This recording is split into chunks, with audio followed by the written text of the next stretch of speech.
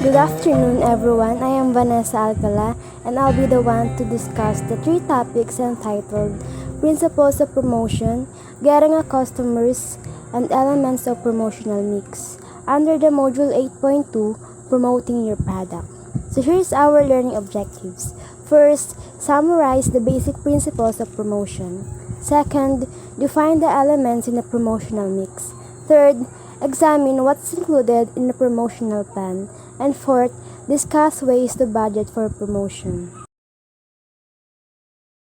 So the principles of promotion. Promotion refers to the activities that make the business more known to consumers. It includes items such as sponsorship, advertising, and public relation activities. Promotion is one of the 5 P's to our marketing plan. These are the people, product, place, price, and yun nga yung promotion. So the first one is the people. It refers to the staff, salespeople, and those who works for the business. People decisions are usually centered around customer service, like how do you want your employees to be perceived by customers. So next is yung product. It refers to the products and services offered by a business. So basically the product itself. Product decisions include function, packaging, appearance, warranty, and quality. Isa to sa mga kinukonsider ng mga consumer kapag bumibili sila ng product. Kung maayos ba ang packaging nito, especially its physical appearance, kasi ito yung nag-attract sa kanila to buy a product. So next is yung place. It refers to where the product or services of the business is seen, made, sold, or distributed. Isa rin to sa mga kinukonsider ng mga nagtatayo ng business kasi dito nila malalaman kung sino ba yung target customers nila. Isa pa is malalaman nila if suitable ba yung place para sa product na ibinebenta nila. So next is yung price. It refers to the pricing strategy for the products and services and how it will affect to the customers. So ayon, from the word itself, price, kung magkano yung product na ibinebenta mo. So last is promotion. It is a type of communication and persuasion we find throughout our daily lives. As what I have said, it is the activities that make the business more known to consumers on how they promote their product and services. So after knowing the principles of promotion and the function of 5 P's, the next thing is by getting a customers. So in getting a customers, we use AIDA or AIDA since it is a popular communication model used by companies to plan, create, and manage their promotions. AIDA stands for the following steps in any type of promotion.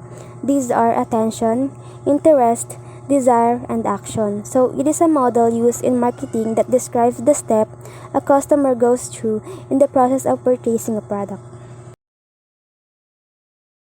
So the first one is attention.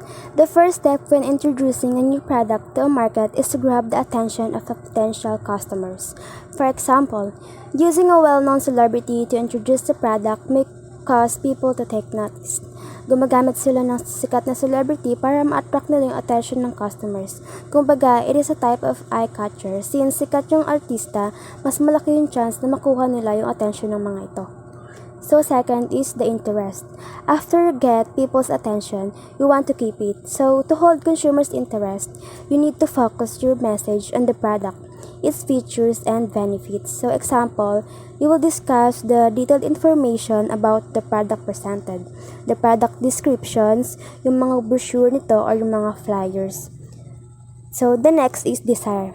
What can you do to make your product desirable? So if the interest in the product is aroused, it is the seller's task to persuade the customers that they want to own the product. Like for instance, sellers should provide clear examples of the advantages of the product or service. So isa pa example is kunwari lotion yung ibinebenta mo or in-offer mong product. So sasabihin mo sa kanya yung advantages kapag binili niya ito. Ano ba yung magiging epekto nito at yung benefit na makukuha niya rito. So last is yung action. So don't forget to ask consumers to take action, which is to buy or purchase the product. Pwede mo rin sila bigyan ng reason for them to buy. Like for example, may limited time offer lang yung product para mabili. So in that case, mabumotivate mo sila para bumili. So lagi natin tatandaan that this AIDA model is about the consumer's decision-making process. Next is choosing a promotional mix. In choosing a promotional mix, we should consider many forms of promotion when developing our marketing plan, since the promotional mix is the combination of promotional elements.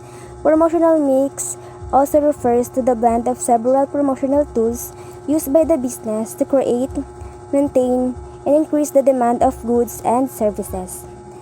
The promotional mix is the integration of advertising, visual merchandising, public relation, publicity, personal selling, and sales promotion. So the elements in a promotional mix are varied but also interconnected. All of them have common goals, which is to build the favorable awareness about your product and business and to influence people to buy your product. So here's the elements of promotion. First is advertising. It is any paid form of non-personal presentation and promotion of goods and services by the identified sponsor in the exchange of fee. So in advertising, you can use any platform for you to be able to advertise your product. It can be social media advertising, broadcast and radio advertising, or in television. Next is visual merchandising. It is an artistic display to attract customers into a store. So it refers to how products are visually promoted inside a store. Example nito is yung mga milk tea shops. Most of them mga naka-display na different flavored milk teas na itinitinda nila. So, in visual merchandising, it includes aspects such as floor plan, yung layout nito, yung colors, yung lighting, and other elements to attract customers' attention. Example rin nito is yung milk tea shops. Kasi alam naman natin na ang dami na nagsusulputan ng mga milk tea shops ngayon. Kahit saang lugar meron nito. So, napapansin ko lang na yung pinaka-team talaga yung pinaka-kinukonsider ng mga tao na pumupunta rito. Like, for example, yung atmosphere and yung location. Kasi, yung mga kabataan ngayon, mahilig na mag-picture-picture or selfie. So, kapag alam nila na maganda yung place, kahit malayo, pinupuntahan nila. So, next is public relation. It is an activities aimed at creating goodwill toward a product or a company. So, there are 7 types of public relation. These are media relation, investor relation, government relation, community relation, internal, customer, and marketing communities. So, these 7 types of public relation can be used to disseminate messages about its product and services or overall image to its customers. Next is yung publicity. It is a form of promotion for which a company does not pay. It is sometimes referred to as a free advertising. So in publicity, it is the movement of information to the public via media coverage or other non-paid mass media sources. So yung objective nitong publicity is to garner public awareness and attention to the information about a brand. Next naman is yung personal selling. It is a direct or one-to-one efforts made by a company's sales representatives to get sales and build customers' relationship. So yung personal selling is a face-to-face selling. Parang example nito is yung mga nag-offer ng product sa Avon or dun sa mga Herbalife. So, they are the one who convince the customer in buying a product. So, the last one is sales promotion. A short-term activity or buying incentive such as conducting product demonstration or providing coupons or free samples. So, the most common type of sales promotion is consumer discounts or trade discounts. It is a price deal in which it is a temporary cost reduction. Like for example, yung Nike, sale sila. So, pwedeng mabasa mo doon is 50% off until June 30. Mga ganon. So, I know that most of us or let's say all of us already know about it. So, that's all. I hope you've learned something. Good afternoon, everyone. I am Raven Jones Apison, and I am 19 years old. And today I'm going to tackle about the forms of advertising. But before that, let me define what is advertising. So, according to its definition, advertising is a marketing tactic involving paying for space to promote a product, service, or any cause. So, the actual promotional message are called advertisement or ads for short. So the goal of advertising is to reach people most likely to be willing to pay for a company's product or service and entice them to buy. Obviously, this advertising uses various media or communication channels to help businesses to send promotional messages to potential customer. Furthermore, this advertising help business to build a brand image or brand name, and of course, it introduces new product in the market. It increase sales, enhance goodwill, etc. So, this form of advertising also encourage more customer to buy because this product meets the need and wants of the customer. And of course, customers nowadays often perceive advertised product and services as being more valid or acceptable than non-advertised items. So next, let's proceed to the 6 of the most common types of advertising. These are print advertising, direct mail, radio and television, product placement, internet, and outdoor advertising. So first, let's proceed to print advertising. So what is print advertising? So print advertising, it is a form of marketing that uses physical printed media to reach customer on broad scale. So commonly, these print advertising are printed. So the ads are printed in hard copy across different types of publication. Some of the example of this print advertising are newspaper. Common na sa atin yung newspaper. Ayan, magazines, yellow page. Kung hindi nyo alam yan, yan yung mga poster na kadalasan nakikita dun sa poste, mga ganon. Of course, yung ano din, school yearbook, alam niyo na yan. Trade association, yan. All of that are example of print advertising. Next is direct mail. So, direct mail, it is another form of print advertising. Kaya nasabing another form of print advertising kasi katulad din to na printed, gumagamit din siya ng printed materials to promote their products. Of course, tinatawag din tong one-to-one communication because the relationship or the connection are between the customer or the clients and the management. So, direct mail, it is an advertising medium kung saan the message are sent to target customer through mails. So, yung term direct mail and mail order are often used or interchangeable. So, the best way, sabi daw nila, it is the best way to make profit and of course to promote your product kasi one-to-one communication din kasi. So next is radio and television.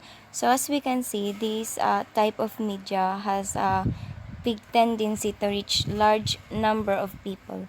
Lalo na sa panahon ngayon, di ba? Kasi nung nag-new normal, wala nang ibang tinututukan yung mga tao kundi social media or kaya TV, radio, yan. Kasi diyan lang makakakalap ng information or yung tinatawag na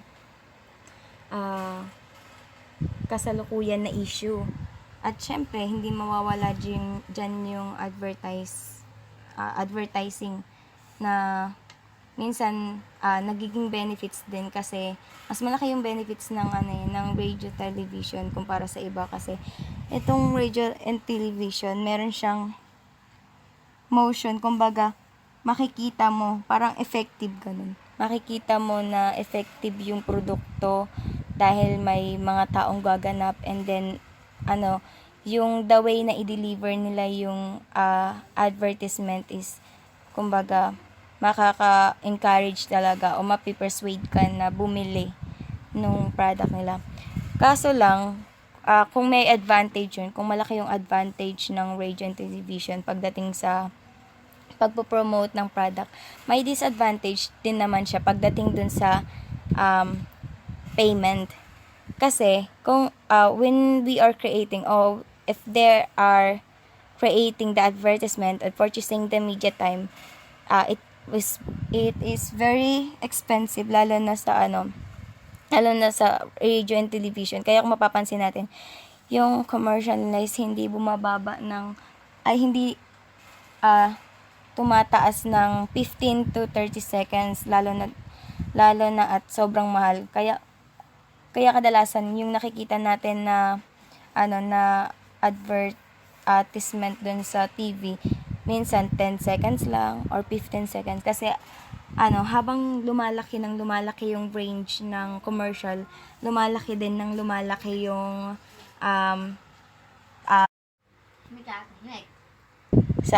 doon sa type of advertising na yun. Kaya usually, kung mapapansin natin, usually the produced advertisement in the cable or television shows are product demonstration that typically last for 30 minutes, ganyan. Hindi nalalagpas dyan. Next is product placement. So product placement, this is more subtle type of advertising.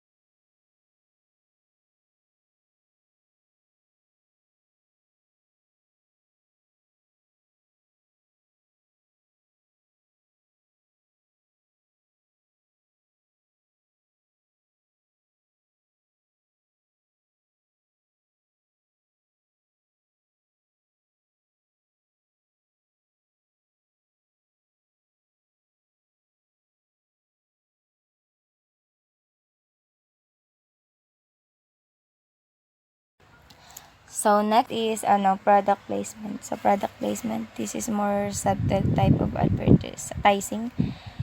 Kasi, ano, kung mapapansin nyo, itong, product placement, kadalasan tong hindi kadalasan, kundi mostly, nakikita siya pag may movie.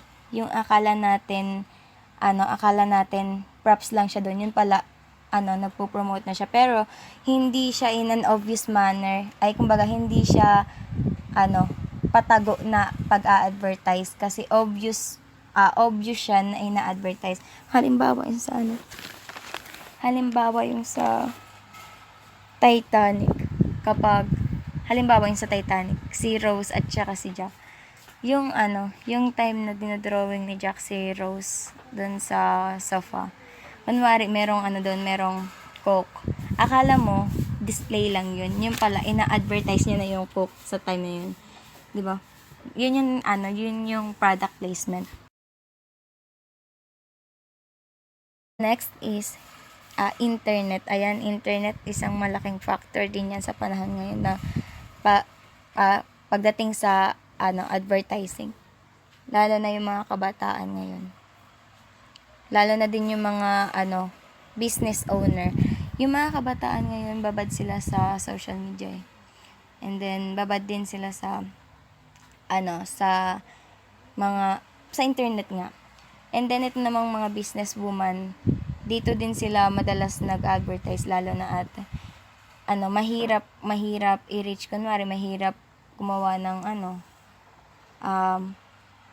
mahirap mag-promote, lalo na kung hindi naman napapanahon. Ngayon kasi new normal. So, ang ng mga tao ngayon is social media. Kaya malamang mga tao ngayon, kung business owner ka man, yun yung gagawin mo. Doon ka sa internet. So, through internet din yan, they are sending emails, messages to customer, and creating an electronic catalogs on website are ways of using internets to promote their product. Another way din naman to encourage internet users to go to your company website, of course, using the electronic advertisement called webinar o web banner. Yung web banner, para siyang electronic catalog. Para siyang yung basta yung para siyang advertisement. Kapag nabubukas ka ng wifi, bigla-bigla siyang lilitaw dyan sa cellphone mo. Yung mga ganon, yung mga malilit na advertisement, once na clinic mo yan, bigla na lang yung magpupunta doon sa website nila.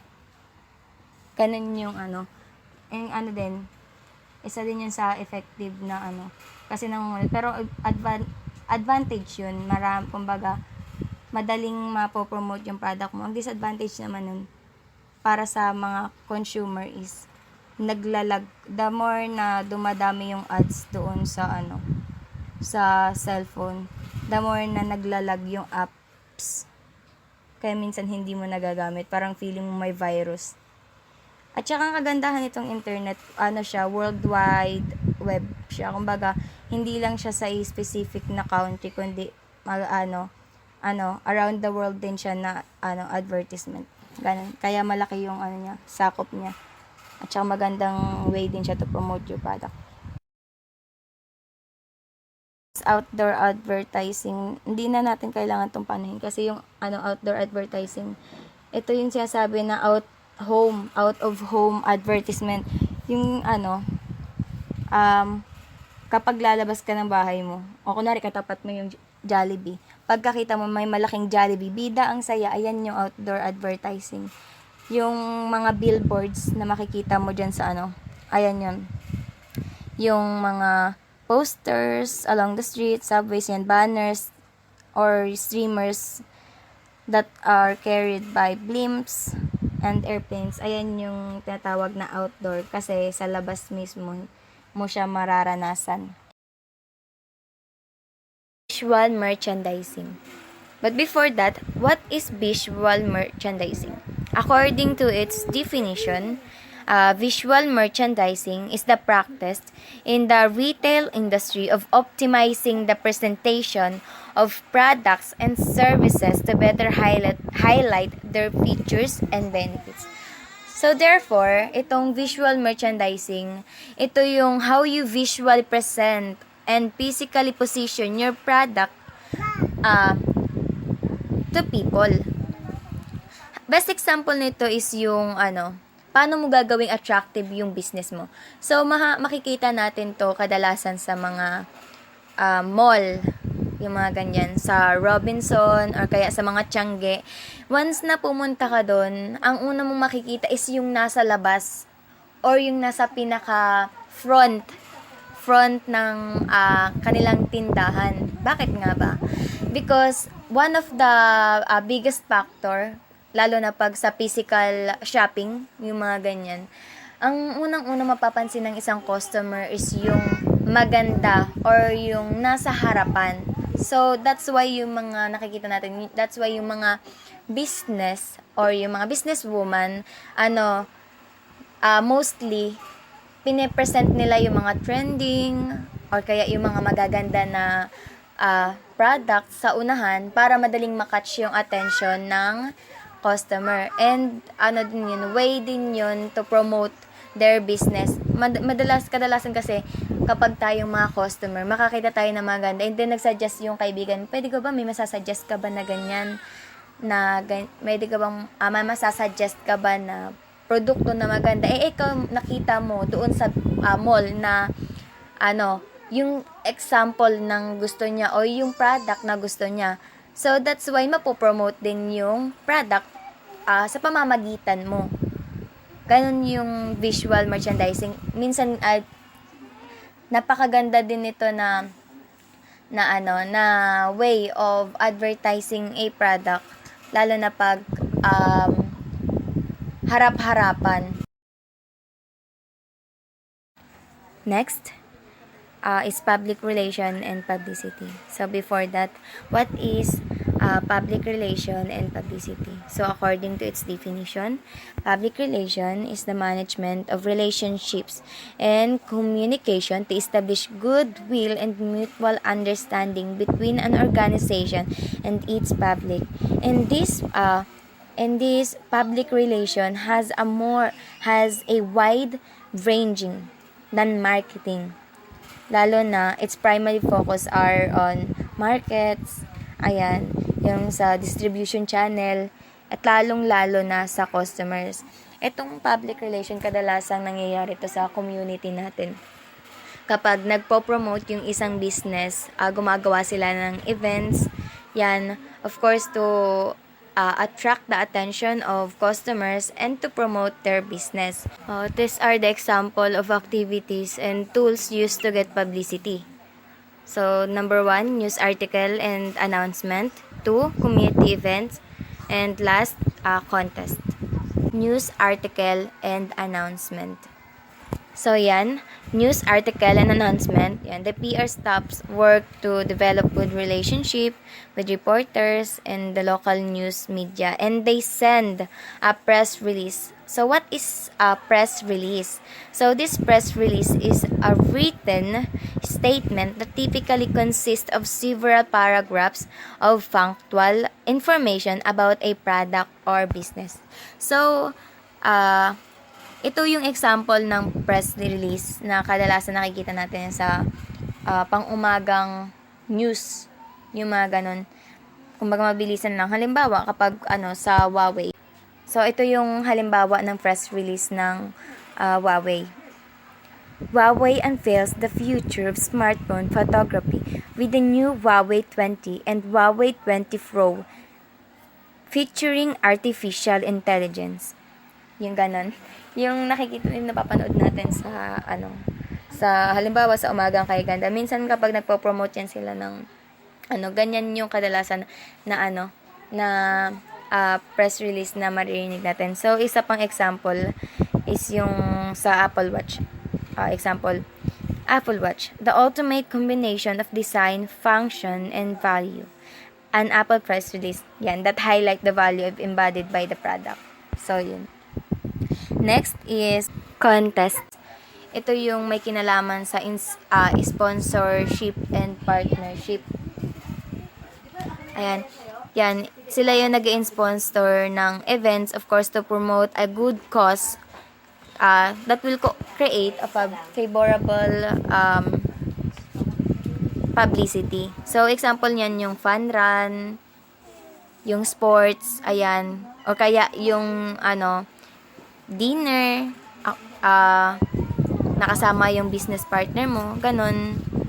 Of course, pero ang pinakamaganda talaga na example ng community events kung gusto mo na mas ma-promote yung yung business mo, mas maganda kapag gumamit ka ng bata or kaya kapag tungkol sa bata yung pag-aalayan mo ng isang community event, isang events, ganon. Halimbawa, sa charity group, ganyan. Syempre, kayo yung mag-sponsor ng sports, and then yung money na malilikom dun sa ticket sales, of course mapupunta yun sa charity group, and sa pamamagitan nun mapopromote yung yung company or yung business. Developing a promotional plan. A promotional plan contains a detailed strategy for expanding your business or marketing a particular product. Dito, kailangan mong i-share yung plan mo doon sa mga business partners nyo, sa investors, lenders, at sa mga employee. Dapat pag share mo yon, maayos at malinaw yung mga informations na sinasabi mo. Nakalagay doon kung ano yung mga actions na gagawin mo doon sa plano mo. There are 3 stages of a business startup. First one is, what promotions are needed before the business is opened? Dito, kailangan mong i-identify kung paano mo nga ba ipopromote yung product ninyo bago mo pa ito i-launch. Kung gagamit ba kayo ng social media, ng newspaper, or ng mga billboard para sa pagpopromote ng product ninyo. Next is, what promotional adjustments will need to be made when the new business is launched? Dito naman, na-launch na yung product ninyo. Kailangan nyo mag-adjust ng mga promotion ways ninyo. Kung naging effective ito, edi ipagpapatuloy. Pero kung yung ibang promotional way ninyo is hindi naging effective, then kailangan nyo gumawa ng adjustment doon para mas maging maayos yung pagpapromote natin ng mga product natin. Third one is, what ongoing promotional strategies are needed? Dito naman, kailangan mong isipin kung yung mga promotional strategies na ginagawa mo is effective. Kung effective ito, then kailangan nating ipagpatuloy. Pero pag hindi naman maayos yung promotion or hindi maganda yung naging feedback ng promotional strategies na yun, then kailangan natin yung ihinto or i-improve pa. Creating campaign strategies. A promotional campaign is a group of specific promotional activities built around a particular theme or goal. Each campaign provides descriptions of the media to be used, dates, quantities, cost, and other details. It is a series of advertisements using various marketing tools that share similar messages and thoughts to promote a business or an event. Different media resources like newspapers, billboards, TV commercials, and digital space are used in a typical promotional campaign. Dito naman, kailangan mong isipin kung ano nga ba yung theme or yung goal mo doon sa gagawin mong campaign. Kung ano ba yung date, gaano kadami, kung magkano ba yung budget mo doon sa gusto mong gawin na campaign.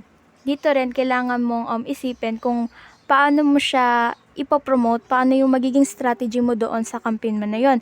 Gagamit ka ba ng newspaper, ng billboard, ng TV commercial, or ng mga digital space?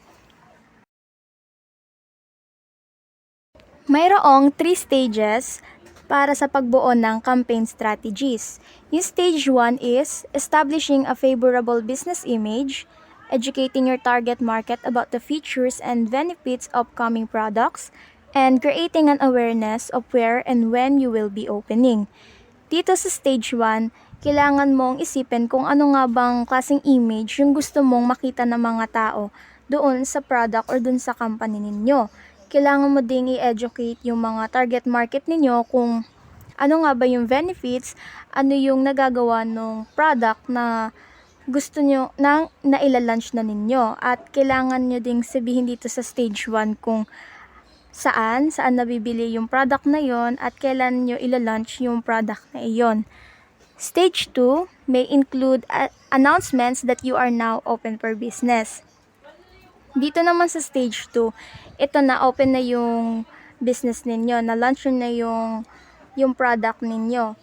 Pwede kayong mag-announce sa social media, dun sa website ninyo na available na yung products ninyo, at kung meron kayong physical store, pwede nyo rin ilagay doon sa announcement niyo sa website na available na din yung product ninyo doon sa physical store nyo.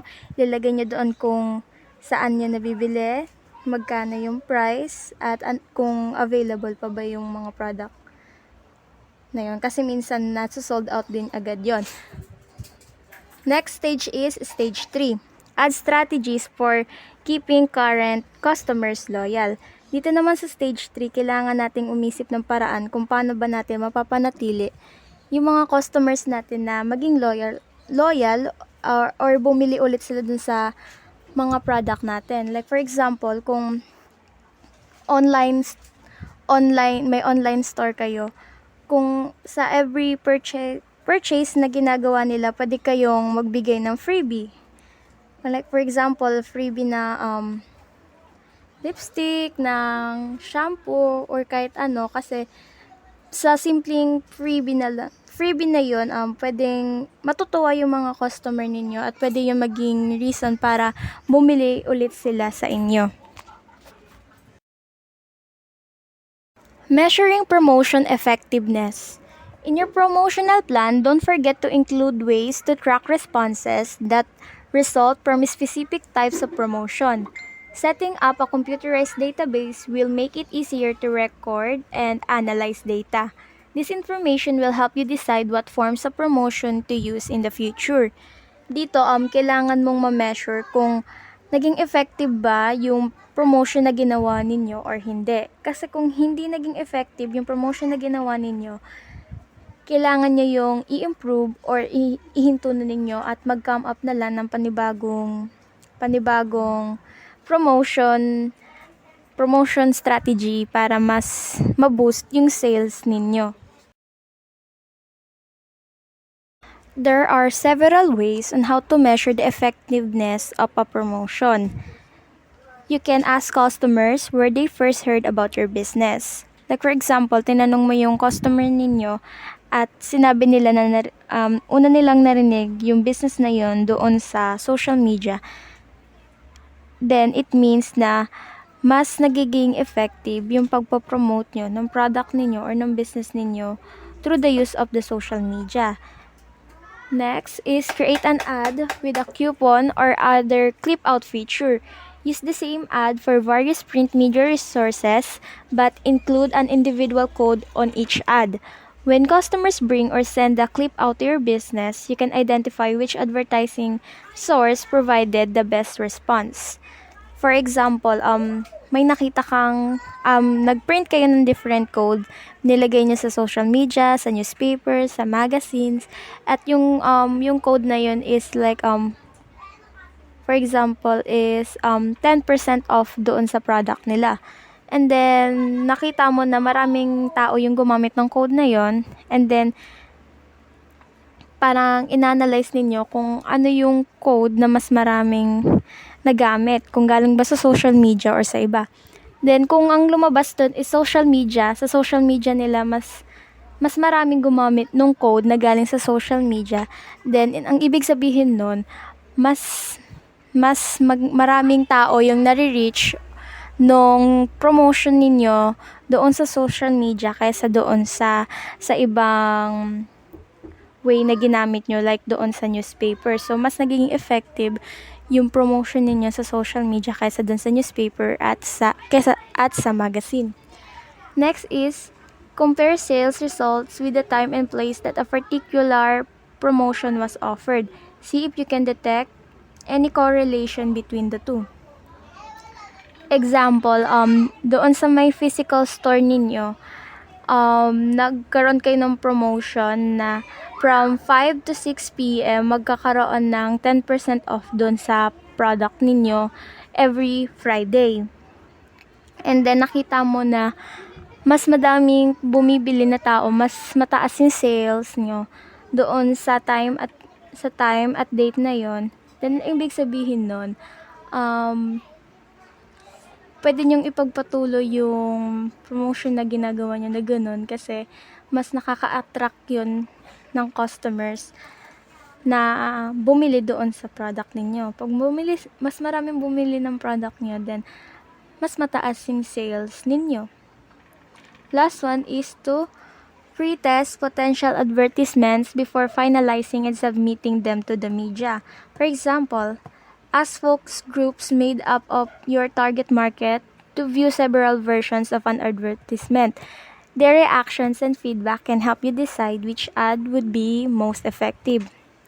Dito naman, for example, meron kang 3 poster, iba-ibang poster yon. And then, kunyari, dun sa mga kaibigan mo, pinakita mo yon, yung 3 poster na yon, pinapili mo sila kung ano yung pinakamaganda sa kanila, yung pinakamas catchy. Then, kung ano yung poster na mas maraming nakuhang vote, then ayun yung gagamitin mo. Kasi, ibig sabihin nun, mas naging catchy yun sa attention ng mga tao.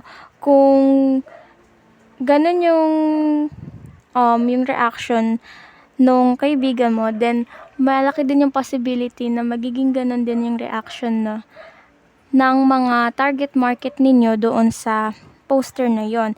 Kasi pag nakuha mo yung attention ng target market mo through the use of your poster, which is one of your strategies sa pagpo-promote, then may possibility na pwede silang bumili ng product mo doon sa company ninyo or din sa store ninyo. Good day everyone, I'm Rosana Chavez reporting for Budgeting for Promotion. Budgeting for Promotion. A promotional budget refers to money earmarked for marketing, advertisement, or sales of a product or brand.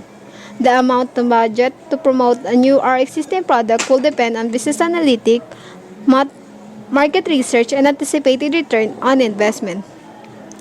Businesses do budgeting for them to know how much will be the cost or the expenses that they need to raise a fund promoting their product or their brands. Your budget for promotion will be determined by 4 factors. The first one is your business industry. Of course, needed na naka-align sa ating business industry ang ating product na ipinopromote. The second one is the strength of your competition. In business, marami talagang kompetensya. Kailangan natin makaangat sa ibang mga company or business na para mas lumamang or para mas tangkilikin ang ating binibenta or pinopromote na produkto sa masa. Siyempre, kailangan natin malaman kung saan yung strength natin and kung saan yung weaknesses natin para may panlaban tayo sa ibang company na mas malaki or mas kilala na. The third one is which media best reaches your target audience. Of course, needed natin malaman kung ano ba yung dapat natin gamitin. If it is radio, television, social media platforms like Facebook, Instagram, and the last one is the fund you have available. Syempre, paano tayo makakapag-promote kung wala tayong pera na gagamitin or pambabayad sa gagamitin nating social platforms para ma-promote ang ating products? Of course, we need to have funds. Kaya nga tayo nagbabudget dahil dun sa funds na kailangan. We can allocate funds in fundraising if galing tayo sa isang non-government organizations or yung mga small brand na funds na hindi naman nagagamit, pwede rin natin siya magamit in promoting our products and research rates and other costs. After you have conducted a number of promotional campaigns, you will have historical data available to estimate cost. In the meantime, if you are starting a new business, you'll need to do some research. The following are few strategies you can use. The first one is request a list of the rates. So kung pumunta kayo sa isang company or sa isang gagamitin yung platform like television para mag-advertise or mag-promote na inyong product, pwede tayong magtanong kung magkano yung rates na kailangan natin bayaran or yung rates na ibinibigay nila. As an alternative, you can pay a subscription fee to access the databases. So, kung sa rates na yon is meron din silang subscription fee na mas makakatipid tayo or makakamura and mas malilas yung cost natin sa isang budget natin na magagamit, edi mas dun tayo subscription fee para mas malas yung costs natin. Ask your media salesperson to help you calculate the CPM, cost per thousand. The CPM is the amount it will cost you to reach 1,000 potential customers with a particular advertising time and times. So, pwede tayong magpa-compute kung magkano yung rates or yung makagagastos natin per thousand naman. So, the next one is factor in public relation and publicity. So, halimbawa, nagparoon tayo ng community event. Siyempre, kailangan natin mag-hire ng isang catering services or ng mga vendor manda para sa event na ginagawa natin. So, dagdag gastos din yun. So, it will be still added in your budget. So, kailangan din natin malaman kung magkano yung magagastos natin sa isang community event. Research companies that produces promotional items and compare their prices. Pwede naman tayong mag-research ng iba't ibang companies na nag-produce nga ng promotional items and i-compare natin yung items nila na ibinibigay. I mean, the prices. So, kung mas mura dito sa isang company, edi dun tayo para mas malas yung costs ng budget natin. Para mas magkaroon pa tayo ng extra budget para sa iba pang paglalaanan. Advertising agencies can help you create, plan, and manage advertising and promotional activity. Pero syempre, kapag mas gusto natin kumuha ng agency, mas malaki yung magagastos natin or magkakaroon tayo ng dagdag gastos and kailangan siya natin i-include sa budget natin. So, kaya kailangan din natin yun ilagay sa. Consider low-cost promotion strategies. If your promotional budget is low, here are some potential ways to keep costs down.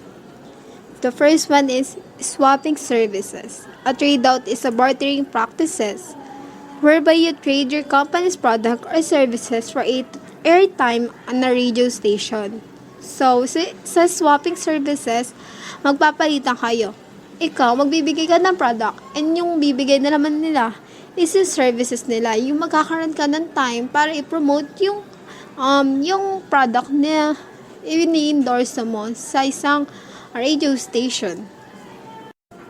So, the second one is cooperative advertising. When two companies share the cost of advertising, it is called cooperative advertising. Co-op for short. For example, a wholesaler distributes snack food and a convenience store retailer might work out an agreement to splitting advertising costs as potential suppliers if they offer any co-op programs. Sa co-op advertising naman is yung isang company, meron siyang binibentang product and meron siyang wholesaler and retailer. So, kapag nila ay same sila ng product, pwede naman silang mag-advertise na dalawa sila. Or mag-share sila sa cost na magagamit nila in advertising their product. Testimonial and endorsements. If customers, news source, or organization praise your product or services, ask if you can quote them in brochures or catalogs or in your website. So, one of example of this is Shopee and Lazada or any kind of online shop. Kasi mas ginagamit dun is yung mga reviews ng mga tao sa product nila. Kung madaming stars or yung mga pictures na ipinapadala ng customers nila dun sa online shop na yon is mataas. So, mas madaming bibili and mas madami yung maaakit nila. So, mahalaga yung reviews nila para sa pag-advertise ng inyong product. And it's from a true, galing siya sa tunay na nangyari or sa tunay na experience nila sa pagbili ng inyong product. Kaya mas kapani-paniwala siya. That's all. Thank you.